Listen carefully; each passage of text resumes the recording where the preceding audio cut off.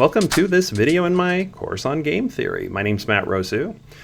This is part of a series of videos teaching game theory, so if you like this sort of content, please like and subscribe and click the notifications bell. This is part 2 discussing mixed strategies and the mixed strategy Nash equilibrium.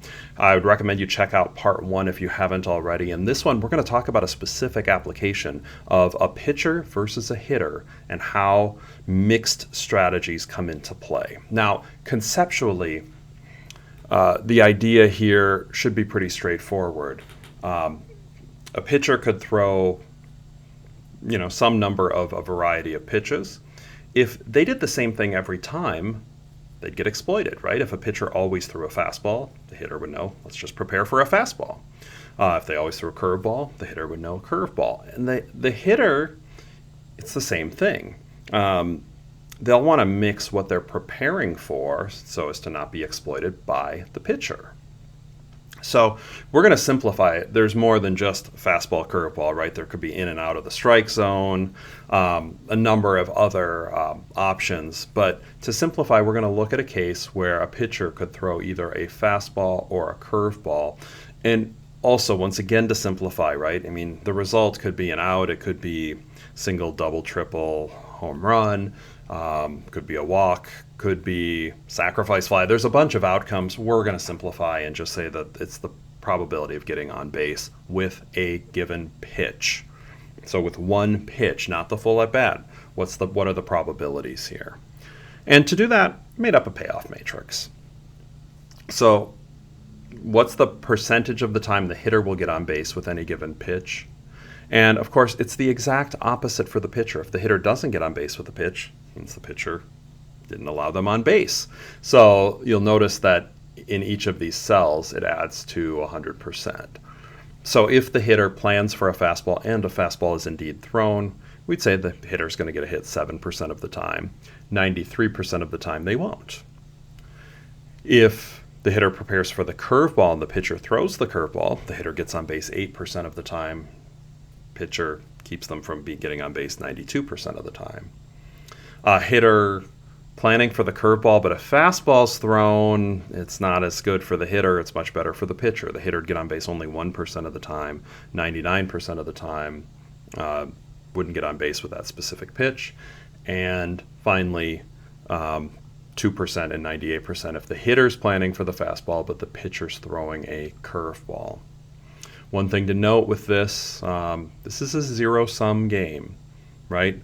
If there's something that makes the hitter more likely to get on base, that's good for the hitter, and it's equivalently bad for the pitcher. Could have worded this as just 7% both places, but I kind of always have it so the higher number is the better one for each particular player in the game, the hitter and the pitcher. You could have put just 7%, 1%, 2%, 8% and figured it out. I think it's a little simpler the way that I put it up here. So what strategies then should the pitcher and the hitter take within the game? First, I'd ask, are there any pure strategy Nash equilibria? Looking at this payoff matrix, the answer is a pretty clear no. And thinking about it logically, the answer is no. Let's first just think logically. If a pure strategy Nash equilibrium occurs when there's a particular thing taken and both sides are content, nobody wants to switch what they did. And that won't happen, right? If the hitter plans for a fastball and a fastball is thrown, well, the pitcher would have rather thrown a curveball. If they're both planning for the same thing, the pitcher would want to switch the choice. If the hitter planned for something and the pitcher did something different, the hitter would have wanted to switch the choice. There's no pure strategy Nash equilibrium. But there is a mixed strategy Nash equilibrium within this particular game. And it involves randomizing the actions. So what should each party do? Well, they should randomize, but we can say a lot more than that. We can actually calculate how often in the mixed strategy Nash equilibrium, the pitcher should throw a fastball versus a curveball, and that the hitter should prepare for the fastball versus the curveball. So, how do we approach this?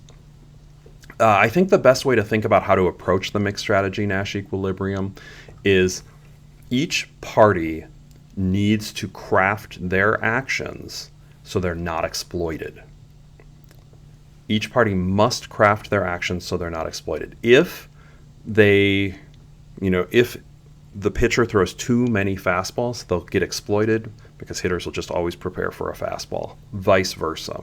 If a hitter is always preparing for the fastball, the pitcher can just say, okay, I'm going to just do a curveball every time because you're not ready for it. So you've got to choose you've got to choose the percent of the time you'd do one action versus another in order to not get exploited. That is the absolute key thing, and we're going to be setting up equations in order to do that.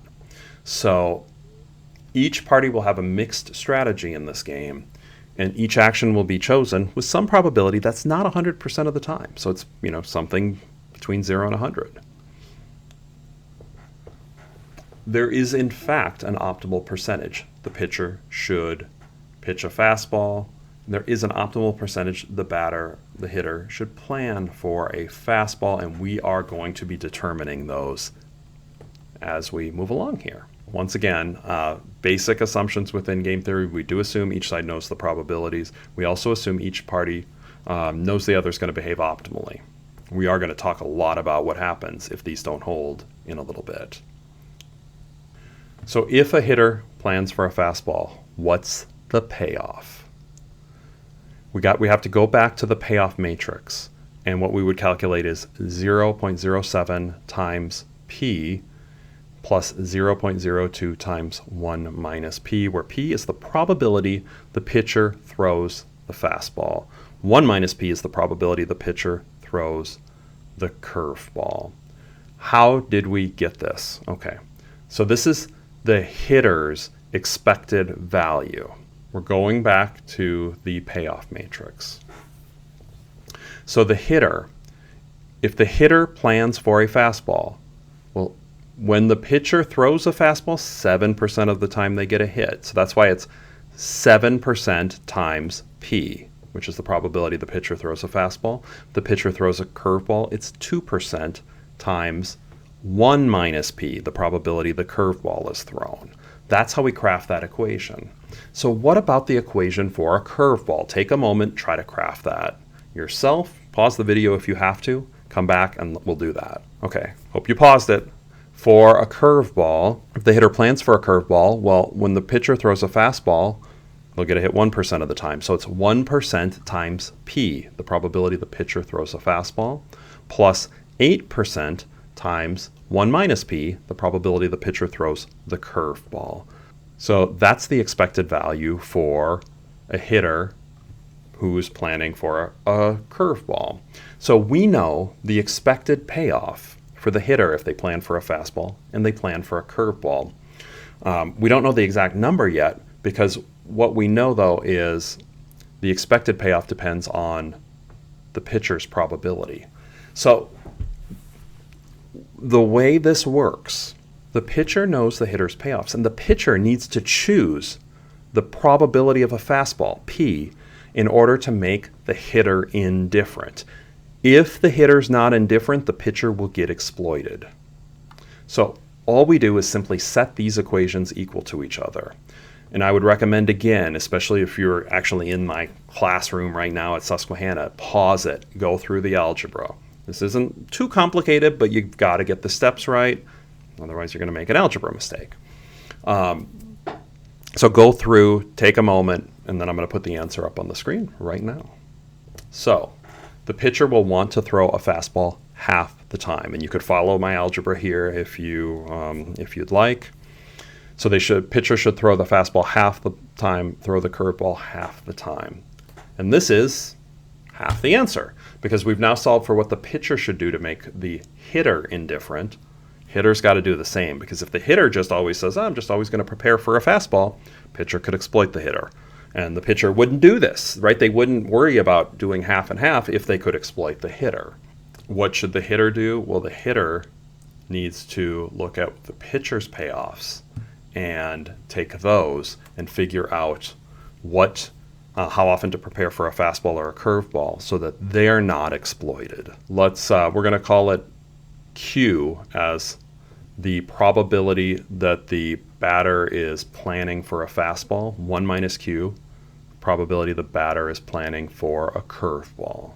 Then we just need to go back to the payoff matrix. So within the payoff matrix, okay, Q is the probability that that the hitter is planning for the fastball. So if the pitcher throws a fastball, their payoff, 0.93 times Q, right? The pitcher throws a fastball, the hitter's planning for it, so Q% of the time, the payoff is 0.93, when the 93% of the time the hitter doesn't get on base. 1 minus Q% of the time, the payoff is 99% instead of 93%. Because if the pitcher throws a fastball and the hitter's planning for the curveball, 99% of the time that hitter's not getting on base with that particular pitch. If the pitcher throws a curveball, well, if the hitter's planning for the fastball, 0.98 is the payoff. Planning for the curveball, 0.92. So it's 0.98 times Q plus 0.92 times 1 minus Q. Pitcher throws a fastball, 0.93 times Q plus 0.99 times 1 minus Q.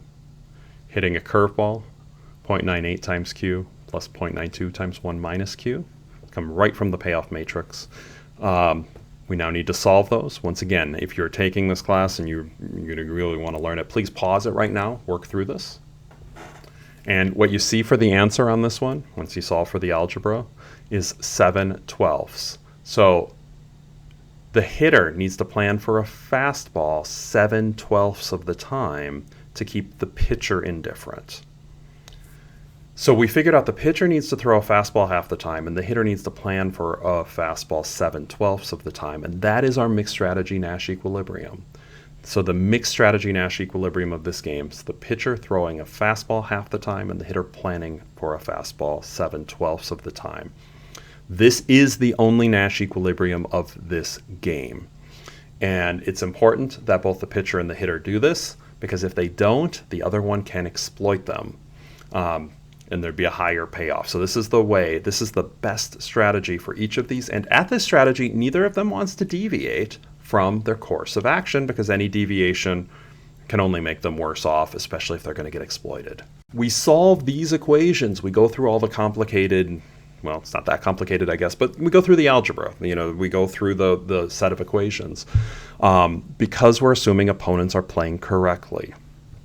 But what if your opponents are inferior, or let's not say inferior, but making mistakes? It's often said in poker, where people look at mixed strategies, that nobody is good enough to play game theory optimal. Everybody makes mistakes. So it's figuring out where are the mistakes and how do you exploit the mistakes, and everybody makes them. So if your opponent's making mistakes or they're inferior, you don't need to go through all of this. Right? If you are the pitcher and the hitter's just planning for a fastball too often, you could just, okay, throw curveballs every time. You don't have to go through everything. But it's not an equilibrium, right? And you would assume the hitter, even if they're making mistakes initially, they're going to smarten up and start to adjust, and then you have to be ready to adjust. And the only way where it's stable, the stable point, is the mixed strategy Nash equilibrium. Hope you enjoyed this video going through mixed strategies. I always think these are complicated. So the general idea of you have to randomize, I think that's kind of straightforward. The math, it just takes a little bit, so it takes some practice. But I hope you enjoyed this. Please, once again, like and subscribe, and I look forward to seeing you for the next game theory lesson.